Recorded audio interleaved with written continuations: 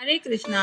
अमावस्या के दिन के कुछ खास उपाय आज मैं आपको बतलाने जा रही हूँ, जिसे करके आप अपने पितरों का आशीर्वाद और भगवान विष्णु का आशीर्वाद प्राप्त कर सकते हैं। इस दिन क्या क्या करना चाहिए जिससे हमारे घर में सुख समृद्धि बनी रहे और भगवान संतान प्राप्ति का आशीर्वाद दें और संतान हमारी सुयोग्य हो।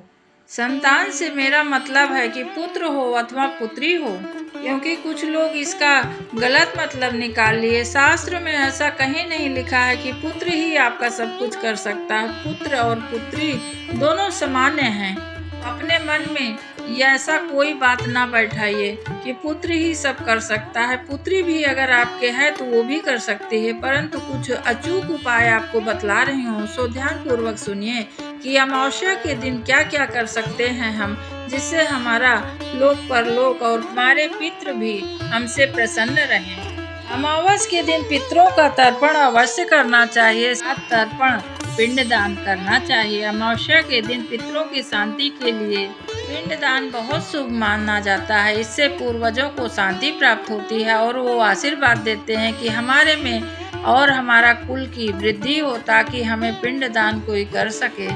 आइए जानते हैं कि अमावस्या के दिन क्या क्या कर सकते हैं हम, जिससे हमारे घर में सुख समृद्धि बनी रहे। हमें अमावस्या के दिन गाय के लिए चारा अवश्य देना चाहिए। ये बहुत ही शुभ माना जाता है।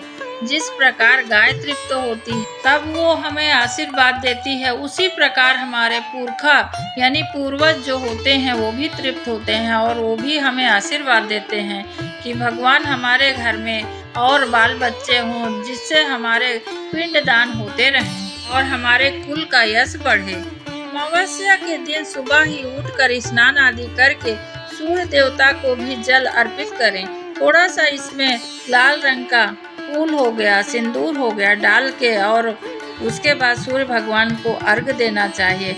इससे पितृ दोष से भी छुटकारा मिलता है। श्रीमद् भागवत गीता का पाठ करें। यदि आप पाठ नहीं कर सकते हैं तो YouTube के माध्यम से अवश्य सुनना चाहिए। इससे घर परिवार में शांति और खुशहाली आती है। अमावस्या के दिन घर को साफ सफाई का भी बड़ा महत्व है। इस दिन नमक और फिटकिरी से आप अपने घर में पोछा लगवाएं। अमावस्या के दिन आप पीपल के पेड़ में दीपक लगाएं और फेरी जरूर करिए। 7 फेरी, 9 फेरी, 11 फेरी करते हुए ओम नमो भगवते वासुदेवाय मंत्र को बोलते हुए आप फेरी लगाइए। इससे भगवान विष्णु प्रसन्न होते हैं। अमावस्या के दिन किसी के घर का भी संभव हो तो आप भोजन बिल्कुल ना करिए, क्योंकि जो हम पुण्य कर्म किए रहते हैं, 1 महीने का पूरा पुण्य कर्म अमावस्या के दिन किसी के घर भोजन करने से हमारा क्षय हो जाता है।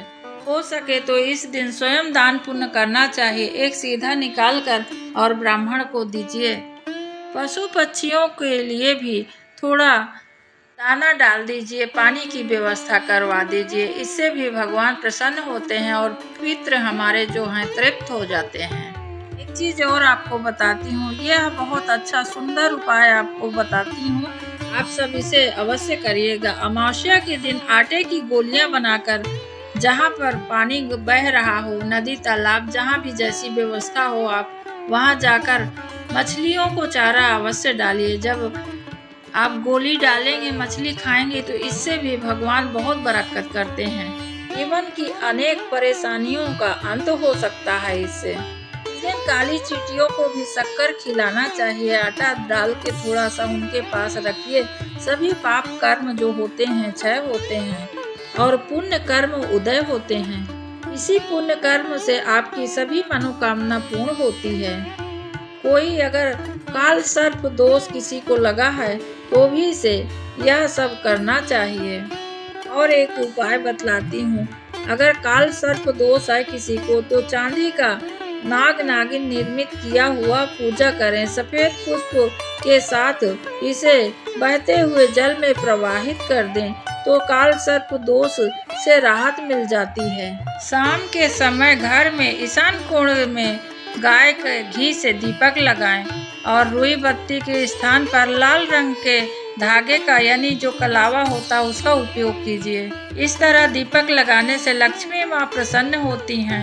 यदि धन की लालसा है किसी को तो लाल फूल लेकर 5 ठो बहते जल में डालिए, इससे धन प्रबल होता है। इस तरह का छोटे छोटे उपाय करके आप अपने जीवन में समृद्धि प्राप्त करिए। आज मैं आपको केदारनाथ की कथा बताने जा रही हूँ। आखिर शिव भगवान बद्रीनाथ से केदारनाथ क्यों चले गए?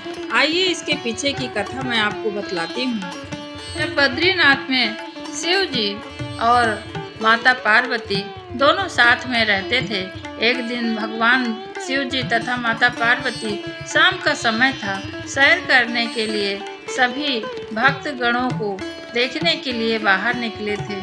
और जब वो वापस आए तो उनके घर के प्रवेश द्वार पर एक छोटा सा बच्चा बालक बैठा था और वो रो रहा था। इस बच्चे को फूट फूट कर रोते हुए देखकर पार्वती जी का मातृत्व जाग उठा और वे आकर बच्चे को अपने गोद में उठाना चाहती थी, परंतु शिव जी ने उन्हें रोक दिया और कहा, उस बच्चे को मत छुओ पार्वती, मैंने तुम्हें पहले भी कहा है, जब तुमने सती रूप धारण किया था उस समय भी तुमको मैंने राम जी की परीक्षा लेने के लिए मना किया था और तुमने परीक्षा लिया। लेकिन आज फिर मैं कह रहा हूँ कि हे पार्वती, इन बालक को मत लो। अब मातृत्व से भरी हुई माता रानी कहती हैं, पार्वती कितने निर्दयी हैं भोलेनाथ आप ऐसा क्यों कहते हैं? कैसे आप कह सकते हैं ऐसे कि बच्चे को मत उठाओ? तब भगवान शिव ने कहा, यह अच्छा बच्चा नहीं है, यह हमारे दरवाजे पर अकेले ही कैसे आ गया? आसपास कोई नहीं दिख रहा है। बर्फ में माता पिता के पैरों के निशान भी नहीं दिखते हैं। यह बच्चा नहीं है। लेकिन पार्वती ने कहा, वे सब मैं नहीं जानती भोलेनाथ, मेरे अंदर की माँ मुझे इस बच्चे को पकड़ने के लिए और गोद में लेकर चुप कराने के लिए कह रही है। और माता पार्वती जी ने बच्चे को पकड़कर गोद में लेकर अंदर चली गईं। बच्चा बहुत आराम से उनकी गोद में बैठा था और शिव जी की ओर बहुत प्रसन्नता से देख रहा था। शिव जी को इसका परिणाम पता था, लेकिन उन्होंने भी कहा, देवी जैसे तुम्हारी इच्छा, देखते हैं क्या होता है। पार्वती ने बच्चे को दोबारा से पकड़कर दुलार करने लगी और खाना खिलाया। इस प्रकार देवी पार्वती जी ने उस बालक को बड़े मन से अच्छे से रखा था। और दूसरे दिन शाम हुई, फिर भगवान भोलेनाथ और माता पार्वती जी दोनों टहलने के लिए फिर शाम को निकले। और जब वापस आए उन्होंने पाया कि दरवाजा अंदर से बंद थे। पार्वती हैरान रह गईं, दरवाजा किसने बंद किया होगा? भगवान भोलेनाथ कहते हैं, मैंने तुम्हें कहा था पार्वती, परंतु तुम मेरी बात ना मानी। इस बच्चे को मत उठाओ, मत उठाओ। अब बच्चा ही घर के अंदर है और वही दरवाजा बंद कर लिया है। पार्वती ने कहा, हम क्या करें भोलेनाथ? शिव के पास दो विकल्प थे, एक तो अपने सामने मौजूद हर चीज को जला देना, दूसरा बस इस तरह शिव जी ने अपना घर खो दिया और शिव और पार्वती जी अपने ही घर से बाहर हो गए। वहां रहने के लिए आदर्श स्थान की तलाश में इधर उधर भटकते रहे और आखिरकार केदारनाथ में जाकर बस गए। आप जानते हैं कि देवादि देव महादेव किस प्रकार से भोलेनाथ कहलाते हैं। इसी के कारण जाने जाते हैं कि हर वस्तु हर चीज वो समर्पित कर देते हैं। इसी प्रकार कुबेर को अपना महल दे दिए थे। इसी प्रकार कई बार ऐसे आशीर्वाद दे देते हैं जो उनके लिए भी घातक हुआ। भस्मासुर की कथा आप सबने सुनी होगी। इसीलिए भगवान शिव की जो पूजा करता है हमेशा वह भी बड़ा उदार हृदय का होता है। शिव भक्त भगवान शिव भोलेनाथ तथा माता पार्वती के साथ में इस प्रकार केदारनाथ में रहने लगे और वह बच्चा कोई और नहीं था, भगवान विष्णु स्वयं वहाँ थे। माता लक्ष्मी को वह घर बहुत पसंद आया था, इसलिए विष्णु भगवान प्रभु भोलेनाथ से वह घर लेना चाहते थे। एक और पौराणिक कथा के अनुसार शिव पार्वती जब कांति सरोवर के तट पर रहते थे और केदारनाथ में कई योगी वहां रहते थे जिनके पास वे जाते। और कांति सरोवर वह झील है जो आप सबने देखा होगा कि केदारनाथ में एक बार बाढ़ के दौरान 2013 में आई थी। उस समय से इसे आज गांधी सरोवर भी कहा जाता है। यह कांति सरोवर में बहुत कृपा मिलती है। यहाँ सब संपूर्ण लालसा पूरी होती है।